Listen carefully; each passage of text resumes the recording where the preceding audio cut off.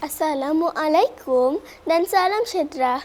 Terima kasih kepada Tuan Pengerusi Majlis, para hakim yang arif lagi bijaksana, penjaga masa yang setia dengan detiknya, guru-guru dan rakan-rakan yang dikasihi sekalian. Kawan-kawan ingin tahu tentang sistem suria? Sistem suria merujuk kepada sekumpulan planet yang beredar dengan mengelilingi matahari dalam satu sistem yang teratur dan bersifat semula jadi. Planet bumi terletak dalam sistem suria ini. Kenapa saya menjelaskan tentang sistem suria sekarang? Sebenarnya kawan-kawan, hari ini saya akan menyampaikan sebuah cerita tentang planet bumi dan sistem suria. Pada suatu hari, satu rombongan murid mengadakan lawatan ke planetarium negara. Helmi, salah seorang daripada murid itu, dia berasa teruja kerana akan belajar tentang planet. Kita akan melakukan lawatan ke planetarium negara, kata guru.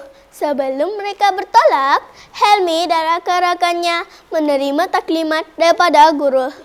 Ketika itu, mereka turut diminta untuk sentiasa mengikut arahan guru sepanjang lawatan tersebut. Bas sekolah telah tiba. Kumpulan murid itu pun berbaris panjang menaiki bas. Selepas itu, bas mula bertolak. Tidak lama kemudian, bas sekolah mereka tiba di pekarangan planetarium negara. Helmi dan rakan-rakannya berbaris dengan tertib untuk masuk ke pekarangan kawasan pameran. Berdisiplin sungguh mereka ya kawan-kawan. Wah, ada banyak planet selain bumi dalam sistem suria, kata Helmi teruja melihat replika planet-planet di situ. Kawan-kawan tahu tak berapa buah planet yang terdapat dalam sistem suria? Terdapat 9 buah planet dalam sistem suria. Planet-planet itu ialah Utari, Zuhra, Bumi, Marik, Mushtari, Zuhal, Uranus, Neptun dan Pluto. Semua planet bergerak dalam orbit masing-masing untuk mengelilingi matahari. Cikgu menjelaskan bahawa semua planet yang mereka dah lihat dalam paparan bergerak dalam orbit masing-masing. Orbit itu apa ya kawan-kawan?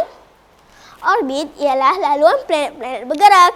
Ianya bergantung pada daya tarikan graviti matahari. Selain itu, Helmi dan rakan-rakannya belajar tentang matahari. Matahari menjadi titik pusat kepada sistem suria.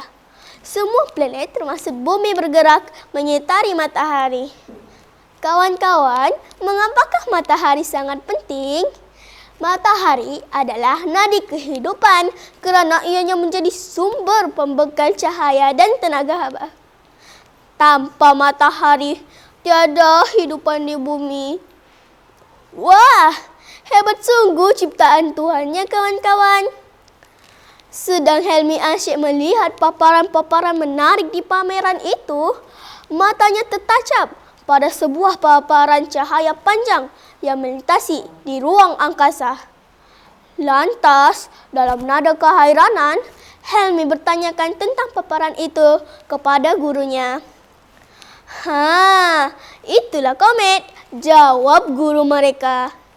Cikgu menjelaskan bahawa komet ialah kumpulan debu gas yang bergerak mengelilingi matahari.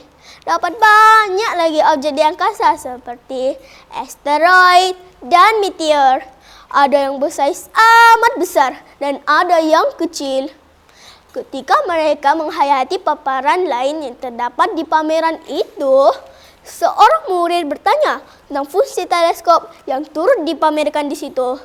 Dengan senang hati, guru menerangkan bahawa teleskop ialah sejenis alat yang menggunakan kancah berkuasa tinggi untuk melihat objek yang terletak jauh di angkasa.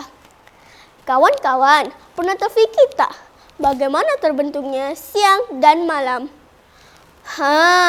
Sebenarnya siang berlaku sewaktu bumi menghadap matahari dan sebaliknya. Menarik sungguh info-info tentang sistem surya dan planet bumi.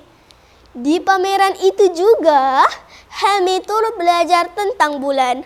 Bulan dikenali sebagai satelit bumi. Bulan beredar mengitari bumi. Kawan-kawan tahu tak? Ada angkasawan yang pernah menjejak kaki di bulan. Hebat kan kawan-kawan? Sepanjang hari itu, banyak perkara yang Helmi dan rakan-rakannya telah pelajari tentang planet dan sistem surya. Seronok sungguh aktivitas mereka hari itu ya kawan-kawan. Sebelum mengakhiri lawatan, guru menyampaikan sedikit ucapan kepada murid-murid.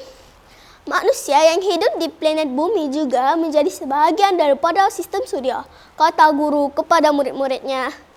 Menjelang petang, mereka pun pulang ke sekolah. Hari itu, Helmi dan rakan-rakannya berasa gembira dan bersyukur mendapat ilmu yang amat berharga. Kini, mereka lebih memahami tentang sistem surya dan planet bumi. Kawan-kawan, melalui kisah ini, kita dapat memahami sistem surya dan planet bumi.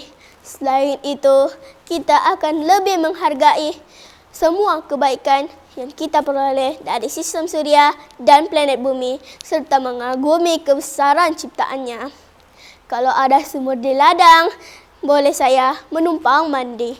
Kalau ada umur yang panjang, boleh kita berjumpa lagi. Sekian, terima kasih.